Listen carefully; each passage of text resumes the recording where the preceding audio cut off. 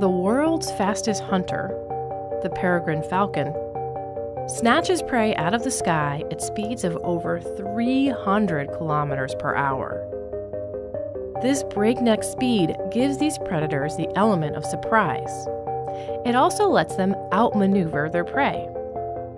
As you can see from this drone footage, it's hard to study falcon attack dives, or stoops, in real time because they happen so fast. So researchers turned to 3D simulations of a computer-generated peregrine falcon trying to catch a computer-generated starling.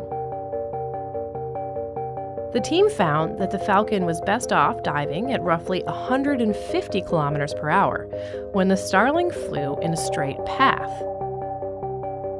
But if the starling was flying erratically, the falcon stood the greatest chance of success by stooping at much higher speeds, around 360 kilometers per hour.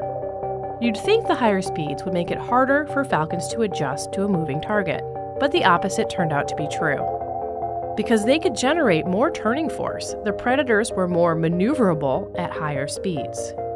And it was only at these top speeds that the falcons were able to outmaneuver the agile starlings. So stoops don't just help falcons overtake prey, they also help them change direction.